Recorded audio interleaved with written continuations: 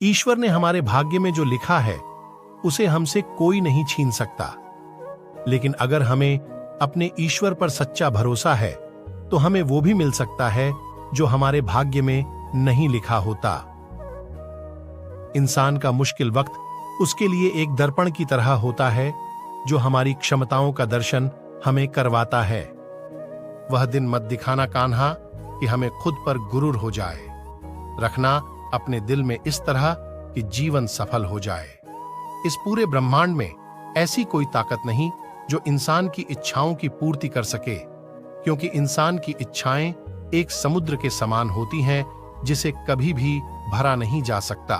जो दूसरों की तकलीफों को समझते हैं, जिनमें दया है, दिल से अच्छे हैं, उन्हें दोबारा जन्म लेना नहीं पड़ता। अगर कोई मनुष्य हमारे साथ बुरा कर रहा है तो उसे करने दो, यह उसका कर्म है और समय उसके कर्म का फल उसे जरूर देगा। लेकिन हमें कभी भी किसी के साथ बुरा नहीं करना चाहिए, क्योंकि यही हमारा धर्म है।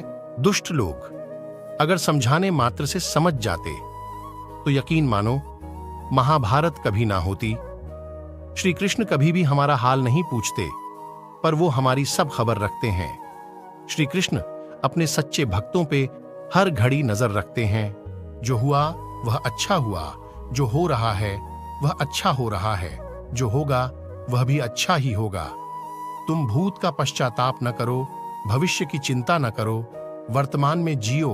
अगर आप जीवन में असफल होते हैं तो आपको दोबारा प्रयास करने में कभी नहीं घबराना चाहिए, क्योंकि जब आप दोबारा प्रयास करते हैं तो आपकी शुरुआत सुनने से नहीं बल्कि आपके अनुभव से होती है। जिंदगी में सदैव अवसरों का आनंद लेना चाहिए, लेकिन किसी के भरोसे को तोड़कर नहीं।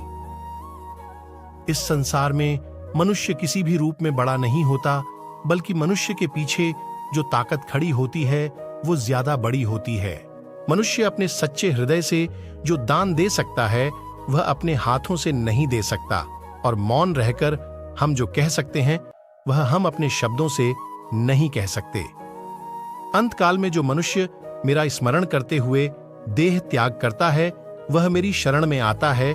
इसलिए मनुष्य को चाहिए कि अंतकाल में मेरा चिंतन करें। जिस व्यक्ति के पास संतुष्टि नहीं है उसे कितना भी मिल जाए वह असंतुष्ट ही रहेगा। श्री कृष्ण जी कहते हैं, जिस व्यक्ति को आपकी कदर नहीं उसके साथ खड़े रहने से अच्छा है आप अकेले रहे। यदि आप किसी के साथ मित्रता नहीं कर सकते हैं तो उसके साथ शत्रुता भी नहीं करनी चाहिए। जब आपके जीवन के चारों ओर हताशा और निराशा हो, जब दुखों ने आपको हर जगह से घेर रखा हो, तब आप सच्चे मन से कृष्ण जी के नाम का दीपक जलाना और अपना सब हाल श्री कृष्ण को सुना देना। श्री कृष्ण स्वयं आपके सब दुख हरने आएंगे। तुम उसके लिए शोक करते हो जो शोक करने के योग्य नहीं है। बुद्धिमान व्यक्ति न जीवित और न ही मृत व्यक्ति के लिए शोक करते हैं। मनुष्य का जीवन केवल उसके कर्मों पर चलता है। जैसा कर्म होता है वैसा उसका जीवन होता है। क्रोध की अवस्था में भ्रम जन्म लेता है। भ्रम बुद्धि को नष्ट कर देता है। बुद्धि के नष्ट होते ही व्यक्ति का पतन हो जाता है। प्यार और तकदीर कभी साथ नहीं चलते, क्योंकि जो तकदीर में होते हैं उनसे कभी प्यार नहीं होता, और जिससे हमें प्यार हो जाता है वह तकदीर में नहीं होता। खाली हाथ आए, खाली हाथ वापस चले जाओगे। आज तुम्हारा है, कल किसी और का था, परसों किसी और का होगा। तुम जिसे अपना समझकर मग्न हो रहे हो, बस यही प्रसन्नता तुम्हारे दुखों का कारण है। हर कीमती चीज को उठाने के लिए झुकना ही पड़ता है। माँ और पिता का आशीर्वाद भी इनमें से एक है। वह जो सभी इच्छाएं त्याग देता है, मैं और मेरा की लालसा तथा भावना से मुक्त हो जाता है, उसे शांति प्राप्त होती है। अगर व्यक्ति शिक्षा से पहले संस्कार, व्यापार से पहले व्यवहार और भगवान से पहले माता पिता को पहचान ले तो जिंदगी में कभी कोई कठिनाई नहीं आएगी। फल की अभिलाषा छोड़कर कर्म करने वाला पुरुष ही अपने जीवन को सफल बनाता है। स्वार्थ से रिश्ते बनाने की कितनी भी कोशिश करें वो कभी नहीं बनते हैं, और प्रेम से बने रिश्तों को कितना भी तोड़ने की कोशिश करें वो कभी नहीं टूटते। जीवन में समय चाहे जैसा भी हो, परिवार के साथ रहो, सुख हो तो बढ़ जाता है और दुख हो तो बढ़ जाता है। जब आप प्रभु के साथ जुड़ जाओगे तो आपकी परीक्षा आरंभ हो जाएगी। कुछ लोग इसे दुख समझते हैं तो कुछ लोग प्रभु की कृपा, बुरे कर्म करने नहीं पड़ते, हो जाते हैं, और अच्छे कर्म होते नहीं, करने पड़ते हैं। अहंकार मत कर किसी को कुछ भी देकर, क्या पता तू दे रहा है या पिछले जन्म का कर्जा चुका रहा है। प्रेम और आस्था दोनों पर किसी का जोर नहीं, ये मन जहां लग जाए वही ईश्वर नजर आता है। जीवन में आधे दुख इस कारण जन्म लेते हैं क्योंकि हमारी आशाएं बड़ी होती हैं। इन आशाओं का त्याग करके देखो, जीवन में सुख ही सुख है। राधा कृष्ण का मिलना तो बस एक बहाना था, दुनिया को प्यार का सही मतलब समझाना था। राधा ने श्री कृष्ण से पूछा, प्यार का असली मतलब क्या होता है? श्री कृष्णा ने हंसकर कहा, जहां मतलब होता है वहां प्यार ही कहां होता है। जीवन ना तो भविष्य में है और ना ही अतीत में, जीवन तो बस इस पल में है, केवल इस पल में। प्रेम एक ऐसा अनुभव है जो मनुष्य को कभी परास्त नहीं होने देता, और घृणा एक ऐसा अनुभव है जो मनुष्य को कभी जीतने नहीं देता। लोग कहते हैं अपनों के आगे झुक जाना चाहिए, किंतु सच बात तो यह है, जो अपने होते हैं वह कभी झुकने नहीं देते। इस संसार में मूर्ख व्यक्ति, अधर्मी, अज्ञानी व नास्तिक प्रकृति का व्यक्ति मेरी शरण स्वीकार नहीं कर सकता। जीवन में आधे दुख इस कारण जन्म लेते हैं क्योंकि उनसे आशाएं बड़ी होती हैं। इन आशाओं का त्याग करके देखो, जीवन में सुख ही सुख है। जो दूसरों की तकलीफों को समझते हैं, जिनमें दया है, दिल से अच्छे हैं, उन्हें दोबारा जन्म लेना नहीं पड़ता।